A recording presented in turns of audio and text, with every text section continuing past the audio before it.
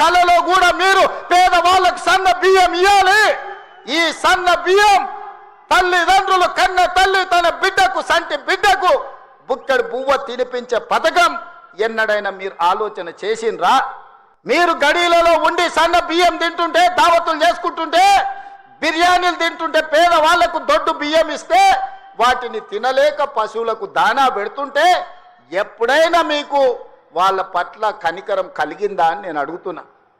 ఇవాళ నేను అడుగుతున్న మిత్రుల ఈ వేదిక మీద నుంచి ఒక ఆయన అంటున్నాడు, ఇంతకాలం శ్రీధర్ బాబు గారు, అడ్లూరు లక్ష్మణ్ గారు అనేవాళ్ళు ఆయన పెద్ద మనిషి అని. ఇక ఆయన పెద్ద ఆయననో కాదో నాకైతే తెలియదు, కానీ ఆయన అంటున్నది ఏందయ్యా అంటే ప్రజాపాలన పోవాలి, పాపాల భైరవుడు రావాలంట.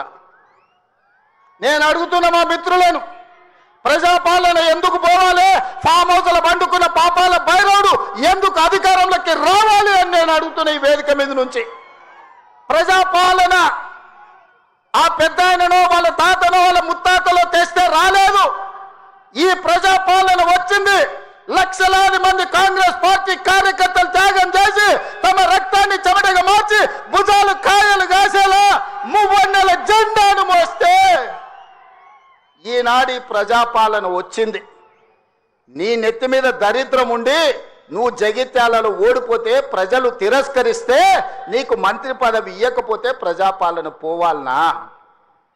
ఇవాళ నిన్ను పెద్ద మనిషి అని మేము పిలవాలనా? పెద్ద మనిషి అని పిలిపించుకునే అర్హత నీకు ఉన్నదా అని నేను ఈ వేదిక మీద నుంచి అడుగుతున్నా. నేను అడుగుతున్నా, ఇవాళ పెద్ద మనిషిని ప్రజాపాలన ఎందుకు పోవాలి, పాపాల భైరవుడు అధికారులం ఎందుకు రావాలో నువ్వు జవాబు చెప్పాలి. నీ పదవి కోసం, నీ అధికారం కోసం, నీ ఆకాంక్ష కోసం ఆనాడు 1983 చరిత్ర వెనక్కి వెళ్ళి ఆయన పూర్వతరాలు పుట్టు మచ్చలు ఇవ్వాలి. ఈ వేదిక మీద నుంచి నేను చెప్పదలుచుకున్నా.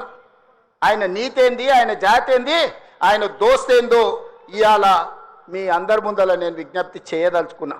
మిత్రులారా, 1983లో తుమ్మల నాగేశ్వరరావు గారు సజీవ సాక్షి.